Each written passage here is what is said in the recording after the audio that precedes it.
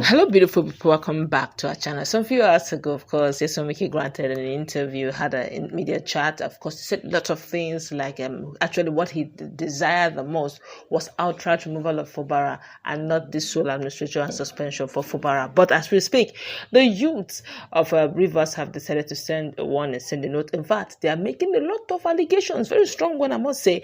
And honestly, in all honesty, they are no longer scared. They are giving him their conditions. And Wike is also in the center of it all. I guess bit by bit, the youth are beginning to realize that this game is no longer political. It's now the heart of Rivers, and Rivers monies are involved. They made a strong allegation that I think, hopefully, Fubara, the sole administrator, may need to react to this. But let's watch the video, hear them as they give conditions. They are no longer taking it for right. In fact, they dragged presidents into this matter. It's getting interesting. We'll come back for more. Please do watch the video. I want to make it clear that the governor of Rivers State, the executive governor of Rivers State, Wike Fubara, has always been a law-abiding governor in this state. We all know that His Excellency Wike Fubara has been very much ready and passionate about the governance of Rivers people, the welfare of Rivers people, and the governance of Rivers State. We are very much aware of that. We expect that the sole administrator, with his rank in the Nigerian military, and with his level and what the portfolios that we believe he has gathered in his previous level in life, we expected that the sole administrator will come in and then maintain peace and ensure that Rivers people are happy with his presence in Rivers State. Unfortunately, it is the sole administrator that was assigned to Rivers State by Mr. President that is now responsible for sponsoring protests in Rivers State. We want to make it bold that Mr. Sole Administrator Ibas Ette, I don't even know his name, is responsible for a protest we're having in Rivers State. How can you explain a situation where people were protesting and Ibas addressed as the Nigerian security to shoot direct the protesters that was against his administration or was against illegality that was being carried out in Rivers State? The same administrator gave backing and protection to all those women and men that were protesting in favor of yes of Wike. One yes of Wike to understand that resource control of Rivers State cannot be for him alone. We all have the control over Rivers State resources. As indigenous of Rivers State, we have the power to ask a question. At this point, we also want to ask that if Nyesom Wike was actually doing the right thing, has he been able to give account to Rivers people on how he spent Rivers money? One of the problems of Nyesom Wike is that he wants to be in charge of the political structure of Rivers State. We are you the person in charge.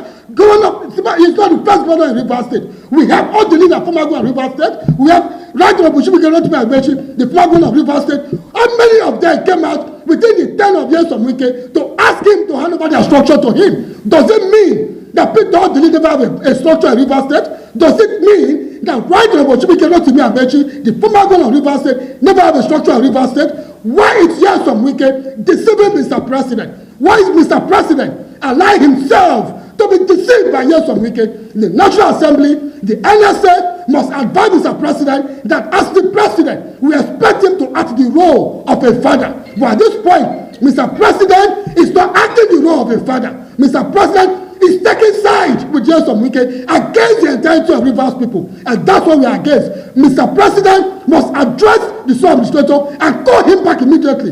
Because if he doesn't, and Rivers State is in crisis or in chaos, then the sole administrator should be held responsible. We are not afraid of being killed. We are not afraid of being arrested. We are not afraid of his action. This is not a military regime. This is a democratic process. You do not have the constitutional backing to suspend an elected governor. We voted for the governor of Rivers State. We do not vote for Mr. Ibas. We do not vote for the sole administrator. So we are immediately asking that the sole administrator must stop sponsoring protests in Rivers State. Just recently, 10 million naira was given to each of the youth group that paid a visit to the sole administrator. If Mr. Sole Administrator is interested in the peace of Rivers State, why is he sponsoring youth group to protest in Rivers State? Why is he asking for an extension of tenure? Why is the sole administrator appointing the local government administrators? Why is he doing so? At this point, we want the sole administrator to understand that he do not have the constitutional backing to appoint or to dissolve anybody in Rivers State. He doesn't have that power. And if he doesn't stop, like I said earlier, we are not afraid of him. We are only respecting the law, and we're only acting as a law-abiding citizen. We are not afraid of the sole administrator. So if you feel they want to oppress us or intimidate us because he's a retired military officer, we must let him know that this is not the military era and this is a democratic system of government. And the governor of Rivers State was democratically voted for and was not appointed by Mr. President. Mr. President has overreacted and he must be called to order. The National Assembly, the NSA, that's if at all we have the NSA, must advise Mr. President to go back and reinstate the executive governor of Rivers State. That is the call of Rivers people. Number of protests upon protests will not stop us when the time is right. Like I said earlier, we are going to occupy government house if we refuse to do the needful. We are tired. Enough is enough. It was not sent here to ignore more crisis in Rivers State. It was not sent here to increase the political crisis in Rivers State. Rather, it was sent to restore peace in Rivers State. And that's what we expect. At this point, Mr. Sole Administrator is not interested in peace. If you want to become a governor of any state, you should go to Cross River and contest for election. If you want to be a governor, if he is interested in being a governor, he should go to Cross River, where he comes from, to contest to be the governor, and not in Rivers State. All right, welcome back. Welcome back. You heard what the youth leader said very strongly. He said something unique that captured that Ibas was seen or was allegedly giving different youth group 10 million naira to go out there to protest in his favor and even in the favor of Wike's structure. What's your take on all of this and much more? Well, I would say it repeatedly. I cannot blame Ibas. And I can assure you that that young man that is talking, if Mr. President has told him, come and be the sole administrator of Rivers State, he will willingly salute Mr. President and will sit in that position. We've never heard that name Ibas before. Ibas Ette Ibas. I have never heard that name before. He was a vice admiral. Yes, we know about it, but retired, sitting in the comfort of his house, only to receive a phone call. President says, show. He arrived at Abuja and they handed over Rivers State. They handed over Rivers State money to him and say, rule until I call you in the next 6 months. What do you want the young man to do? He must prove that he is ruling.